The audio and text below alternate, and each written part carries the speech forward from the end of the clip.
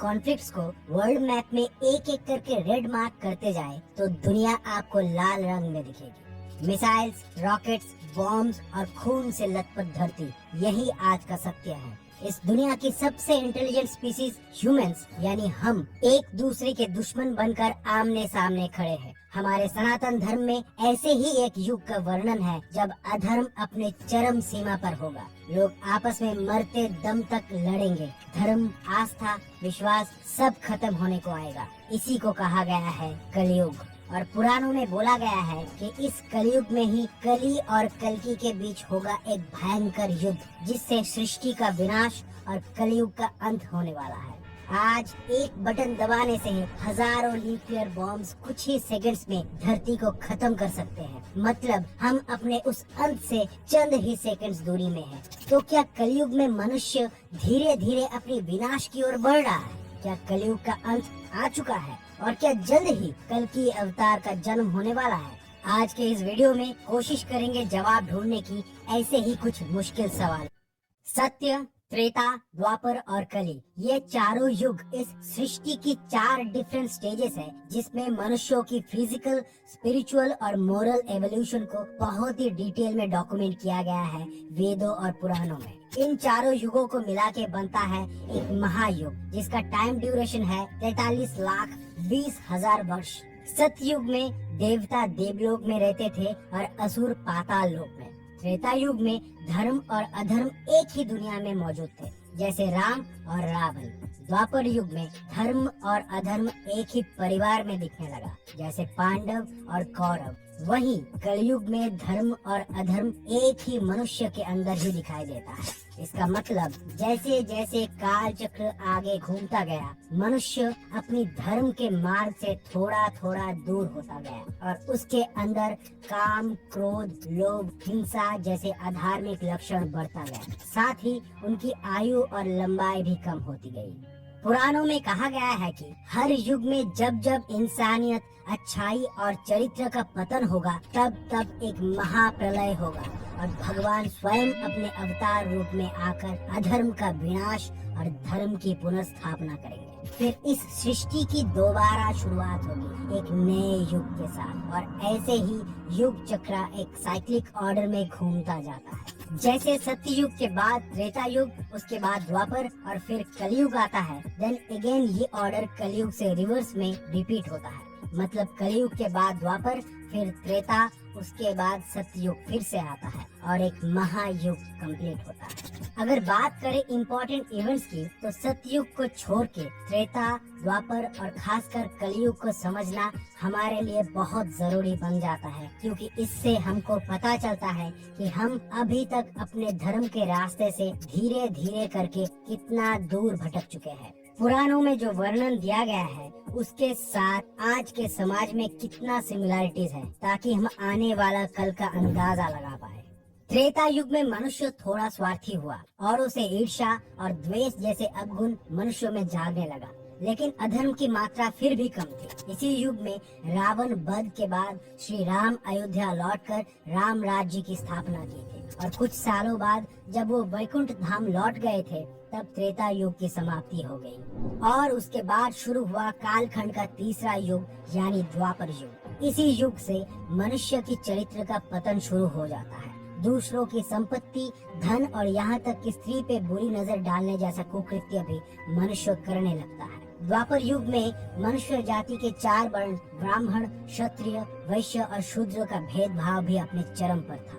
इसी युग में महाभारत की लड़ाई भी लड़ी गई थी और एक बार फिर से भगवान ने अपने श्री कृष्ण अवतार में आके सृष्टि में धर्म की पुनर्प्रतिष्ठा की। लेकिन इसके बाद गांधारी के श्राप से जब भगवान श्री कृष्ण की मृत्यु हुई थी, तब शुरुआत हुई कलयुग की। कलयुग की आयु 4,32,000 साल है और अभी सिर्फ 5,125 साल ही बीते हैं। मतलब अभी भी 4,26,875 साल बचे हुए हैं। कलयुग में मनुष्यों का चरित्र कैसा होगा, पुराणों में इसका डिटेल्ड डिस्क्रिप्शन मिलता है। जैसे ब्राह्मण वेदों का पाठ नहीं करेंगे, क्षत्रिय प्रजा की रक्षा नहीं करेंगे और चोर प्रवृत्ति के लोग शासन करेंगे। हिंसा, लोभ, मोह, काम, क्रोध, वासना, द्वेष, माता पिता का त्याग, स्त्री अपराध, जीव हत्या, तामसिक भोजन जैसे अधर्म इस समाज पे पूरी तरह से हावी हो चुका होगा और आज कुछ ऐसे ही होता हुआ देख भी रहे हैं हम हमारे आसपास। लेकिन पुराणों में ये भी कहा गया है कि हर युग की तरह कलयुग में भी अधर्म का विनाश और धर्म का पुनर्स्थापना करने भगवान विष्णु अपने 10वें अवतार यानी कल्कि अवतार के रूप में धरती पर अवतारित होंगे। तो कौन है ये कल्कि अवतार?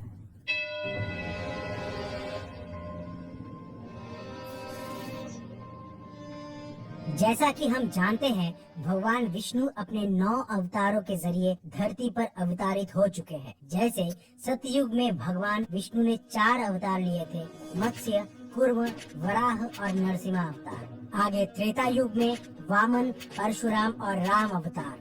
द्वापर युग में श्री कृष्ण और बुद्ध अवतार एवं कलयुग में होगा कल्कि अवतार।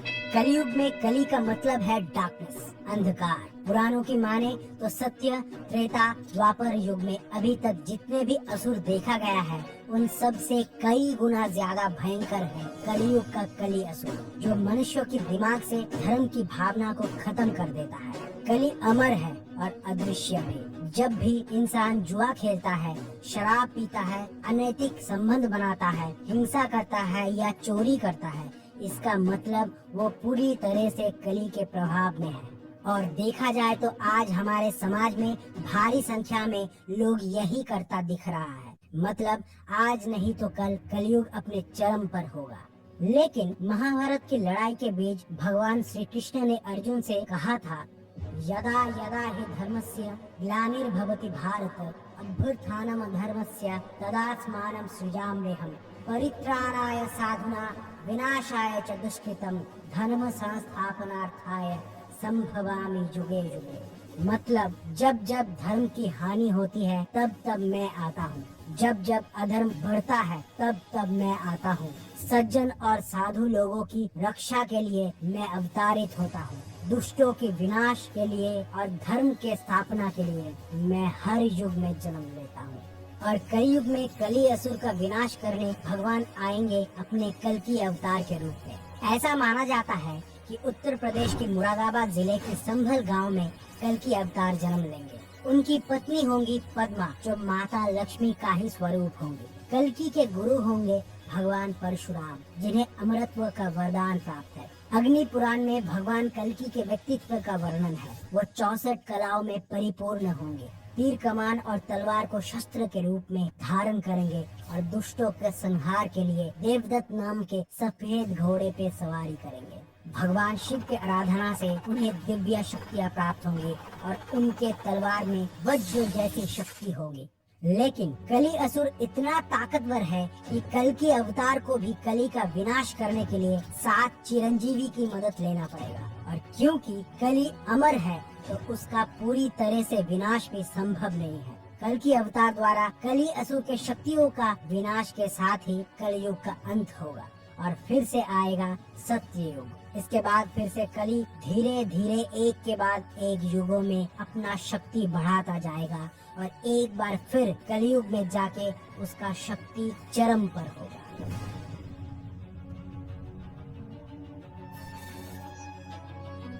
अगर रिसेंट कॉन्टेक्स्ट में देखा जाए तो लगता तो यही है कि हम घोर कलयुग में जी रहे हैं और दिए गए विवरण के अनुसार ही दुनिया अभी बहुत ज्यादा अशांत हो चुकी है। जैसे दुनिया पर अपनी सत्ता कायम, ताकत का वर्चस्व के चलते जब वर्ल्ड वॉर 1 लड़ा गया था तो इस लड़ाई से लगभग 4 करोड़ लोग मारे गए थे। वहीं वर्ल्ड वॉर 2 में 7.5 करोड़ लोगों की जान गई थी।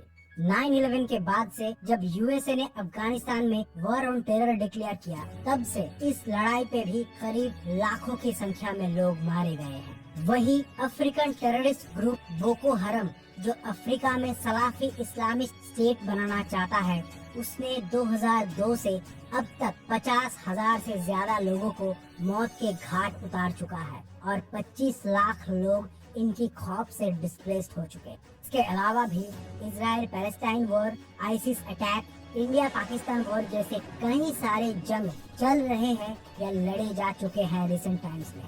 आज जहां भी नजर दौड़ाएंगे वहीं वॉर क्राइम्स, मास किलिंग्स जैसे इनह्यूमन इंसिडेंट्स नजर आते हैं।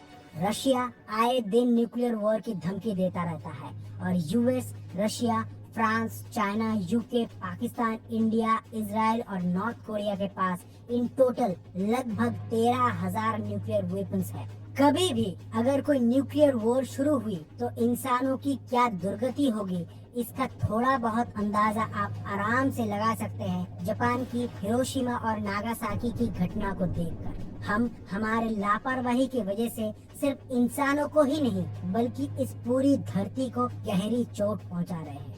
आज धरती का तापमान लगातार बढ़ता जा रहा है। कई प्रजाति के जीव विलुप्त हो चुके हैं। पेड़ पौधे बेहिसाबी से काट दिए जाते हैं। मौसम भी बदलता जा रहा है। कभी भयानक बाढ़ आती है तो कभी अकाल सूखा।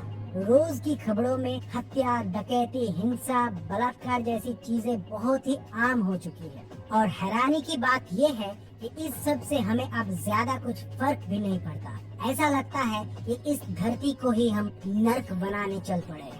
तो ये घोर कली नहीं तो क्या है? गरुड़ पुराण में इन अलग अलग पापों के लिए अलग अलग सजाएं लिखी गई है। पुराणों की माने तो अभी भी कलयुग के करीब 4.5 लाख साल बचे हुए हैं, लेकिन हालत ऐसी हो रखी है कि हम कल की अवतार के दहलीज पे मुक्ति के लिए एकमात्र रास्ता है हमारे अच्छे कर्म।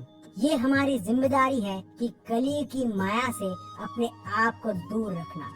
उम्मीद यही है कि इस काम में हम सब कामयाब होंगे। क्यों होंगे ना? सृष्टि का एक ऐसा सच जिसका सामना एक दिन हम सबको करना ही पड़ता है। फिर भी अपने पूरे जीवन काल में हमें सबसे ज्यादा डर भी इसी से लगता है। आखिर क्यों है ऐसा और कैसा महसूस होता है जब आत्मा शरीर त्याग रही होती है? हमारे हिंदू धर्म में 18 महापुराणों में एक पुराण ऐसा भी है जो डेडिकेटेडली लिखा गया है यही मृत्यु, कर्मा, पुनर्जन्म और मोक्ष के रहस्यों को लेकर। उस महापुराण का नाम है गरुड़ पुराण, जिसमें स्वयं भगवान विष्णु जीवन और मृत्यु की इस अद्भुत पहेली को सुलझाते हैं। और क्योंकि ये पुराण मृत्यु से जुड़ा हुआ है तो कई बार इसे पढ़ने से भी हम डर जाते हैं। लेकिन आज के इस वीडियो में हम गरुड़ पुराण के हर एक पहलू को डिटेल में समझने की कोशिश करेंगे। भगवान विष्णु के वाहन पक्षीराज गरुड़ ने भगवान से मृत्यु के बाद प्राणियों की दशा, यमलोक यात्रा और अलग अलग कर्मों से प्राप्त होने वाले नरक योनियों के बारे में पूछा तो भगवान ने उन्हें जो उपदेश दिया वही आगे जाके गरुड़ पुराण कहलाया। इस पुराण को मेनली 2 खंड में लिखा गया है। पहला है पूर्व खंड, जिसमें आत्मा का सफर, कर्मा और उससे जुड़े दंड के बारे में जानकारी मिलती है। दूसरा है उत्तर खंड, जो डिफरेंट रिलीजियस रिचुअल्स और तंत्र विद्या के बारे में बताता है। हमेशा आपने लोगों को ये कहते हुए सुना होगा कि अच्छे कर्म करने पर अच्छा जीवन प्राप्त होता है। गरुड़ पुराण इसी प्रक्रिया को विस्तार में समझाता है। एक आत्मा को अगला जन्म किस योनि में मिलेगा, इसका ज्ञान हमें यही मिलता है। कुल 84 लाख योनियों का जिक्र है गरुड़ पुराण में, जिसमें पशु, पक्षी, वृक्ष, कीड़े मकोड़े और मनुष्य योनि आदि शामिल है। भगवत गीता अध्याय 2 श्लोक 27। भगवान श्री कृष्ण अर्जुन से कहते हैं, जातस्य हि ध्रुवो मृत्यु ध्रुवं जन्म मृत्युस्य च तस्माद् परिहार्यर्थेन त्वं शोचितुमर्हसि। अर्थात जिसका जन्म हुआ है उसकी मृत्यु निश्चित है और जो मर चुका है उसका पुनर्जन्म होगा ही। और मोक्ष मिलने तक जन्म मृत्यु का ये चक्र चलता रहता है। हम खामखा एक ऐसी चीज को लेके शोक मनाते हैं और अपने आप को कमजोर बनाते हैं जिसका होना तो तय है। वहीं आत्मा ना तो कभी जन्म लेती है और ना ही मरती है। आत्मा अविनाशी और समय से परे है। मृत्यु यानी डेथ सिर्फ एक प्रोसेस है आत्मा के एक शरीर से दूसरे नए शरीर में स्थानांतर की। गरुड़ पुराण की माने तो मृत्यु के बाद आत्मा के शरीर को छोड़ देने पर भी उसमें भूख, प्यास, क्रोध, द्वेष और वासना जैसे भाव मौजूद रहते हैं। मृत्यु के 3 दिन बाद से लेकर 40 दिनों के अंदर पुनर्जन्म हो जाता है। वहीं बुरे कर्म करने वाले मनुष्यों की आत्मा यमलोक में ही भटकती रहती है। मृत्यु अगर दुर्घटना, हत्या या आत्महत्या वजह से हुई है तो आत्मा प्रेत योनि में चली जाती है। कहा जाता है कि मृत्यु के समय जब मनुष्य की आत्मा शरीर से बाहर निकल रही होती है तब वो दर्द 56,000 बिच्छुओं के डंक के बराबर होता है। ये दर्द इतना भयानक होता है कि ये एक्सपीरियंस उस आत्मा को अपने अगले जन्म तक भी याद रहता है। उन्हें अपने पिछले जन्म का कुछ याद नहीं रहता सिवाय उस दर्द के, और हम उसे दोबारा झेलना नहीं चाहते। इसीलिए चाहे वो एक नवजात बच्चा हो या कोई जानवर, सभी इंस्टिंक्टिवली मौत से डरते हैं। और आत्मा के शरीर त्यागते ही यमदूत आकर आत्मा को यमलोक ले जाते हैं। रास्ते में आत्मा को नरक में झेलने वाले दुख और यातनाओं के बारे में बताया जाता है। करीब 86,000 योजन यानी लगभग 11 लाख किलोमीटर लंबा सफर करके आत्मा को यमलोक पहुंचना होता है। अपने जीवन में किए गए कर्मों के आधार पे यहीं से उसका रास्ता अलग हो जाता है। अच्छे कर्म पे स्वर्ग मिलता है और बुरे कर्मों पे नरक की यातनाएं झेलनी पड़ती है। हमारे हिंदू परंपरा में अंतिम संस्कार के बाद इसीलिए गरुड़ पुराण का पाठ किया जाता है, क्योंकि इस पुराण के मुताबिक मृत्यु के बाद पिंड दान करने से और श्राद्ध करने से आत्मा को शांति मिलती है। इस पुराण में कुल 271 अध्याय है और 35 अध्याय ऐसे हैं जिनमें मनुष्यों द्वारा किए गए अलग अलग बुरे कर्मों के लिए अलग अलग दंड का भी वर्णन है। जैसे कुंभिपाकम, ये सजा उन लोगों को दी जाती है जो बेजुबान जानवरों को मारते हैं और इस सजा में व्यक्ति को गर्म तेल में तला जाता है। काला सूत्रम, घर के बड़े बुजुर्गों का अपमान करने और उन्हें घर से निकालने वाले पापियों को नरक की आग में डुबोने की सजा है काला सूत्रम। राक्षसो भोजनम, जानवरों को मारकर उनका मांस खाने वालों को नरक में जानवरों के बीच छोड़ दिया जाता है जो उस पापी मनुष्यों को चीर कर खा जाते हैं। तामिश्रम, अगर कोई दूसरों से पैसा लूटता है या पैसों की धोखाधड़ी करता है तो नरक में यमदूत उसे रस्सी से बांधकर पीटते रहते हैं। अंधकूपम, अपने बुरे स्वभाव से दूसरों को परेशान करने वालों को सांप और बिच्छुओं से भरे अंधेरे कुएं में डाल दिया जाता है। इनके अलावा भी गरुड़ पुराण में कृमि भोजनम, वैतरणी, अविची, शालमली, असितपत्रम जैसे ढेरों सजाओं का विस्तृत वर्णन किया गया है। हिंदू धर्म में कर्म और पुनर्जन्म जैसी मान्यताओं पर लोगों की गहरी आस्था है और हिंदू धर्म का आधार है वेद, पुराण और सारे धर्म ग्रंथ। ये स्क्रिप्चर्स हमें एक श्रेष्ठ जीवन जीने की मार्ग बताते हैं ताकि उन मार्गों पर चलकर आप ईश्वर को पा सके और जन्म मृत्यु का इस चक्र से मुक्त हो सके। इसी को मोक्ष की प्राप्ति कहते हैं और ये मोक्ष प्राप्ति का एकमात्र तरीका है हमारे अच्छे कर्म। साथ ही कुछ धार्मिक आचार अनुष्ठान और नियमों का पालन करके भी मोक्ष की प्राप्ति की जा सकती है। जैसे गरुड़ पुराण में बताया गया है, जो भी व्यक्ति एकादशी का व्रत रखता है उसके सारे पाप नष्ट हो जाते हैं और उसे मोक्ष की प्राप्ति होती है। कलयुग में गंगा स्नान करने से भी व्यक्ति के पाप नष्ट होते हैं और उसके लिए मोक्ष के द्वार खुलते हैं। क्योंकि गरुड़ पुराण को भगवान विष्णु ने स्वयं अपने श्रीमुख से कहा था और भगवान विष्णु को तुलसी बेहद प्रिय है, तो नियमित रूप से तुलसी पूजन करने से भी मोक्ष मिलता है। इसके अलावा भी अपने जीवन के अंतिम समय में अगर मनुष्य नारायण या श्री हरि का नाम ले या उनके 10 अवतारों का भजन करे तो भी उसे मोक्ष की प्राप्ति होती है। आज साइंस मल्टीवर्स और अलग अलग डायमेंशंस की बात करता है, लेकिन आप सोच कर देखिए इसी से मिलता जुलता कॉन्सेप्ट जैसे स्वर्ग लोक, नर्क लोक और पाताल लोक के बारे में हमारे वेदों और पुराणों में आज से 3-3.5 हजार साल पहले ही लिखा जा चुका है। 2016 में रिसर्चर्स ने एक डाइंग पर्सन का ब्रेन स्कैन किया और पाया कि मृत्यु के ठीक 30 सेकंड पहले उनकी ब्रेन एक्टिविटी सिग्निफिकेंटली बढ़ गई है। रीडिंग्स के हिसाब से उनको कुछ तो दिखाई दे रहा था, क्या पता शायद वो यमदूत को ही देख रहे थे। अब इन सारी बातों पे बिलीव करना है कि नहीं वो आपके ऊपर है, लेकिन एक बात तो माननी पड़ेगी कि गरुड़ पुराण से हमें एक गाइडेंस मिलती है about the way of living our life. चाहे वो जीवन चक्र से मुक्त होकर स्वर्गलोक प्राप्ति के सुख से हो या नरक में मिलने वाली कष्टों के डर से हो, गरुड़ पुराण हमें जीवन में अच्छे कर्म के मार्ग पे ही रहना सिखाता है। मृत्यु की चिंता हमको हर समय इस दुनिया की रियलिटी से कनेक्टेड रखती है और हमें बुरे कर्मों से बचाती है, क्योंकि मृत्यु हमारी सबसे बड़ी परीक्षा है और इसकी तैयारी हम जीवन भर से कर रहे होते हैं। और गरुड़ पुराण में बताए गए मार्गों को अपनाने से हमारी डेथ एक पीसफुल ट्रांजिशन प्रोसेस बनती है, ना कि एक पेनफुल जर्नी। बताइएगा आप क्या सोचते हैं इस बारे में। और अंत में हम सब ईश्वर से बस यही प्रार्थना है कि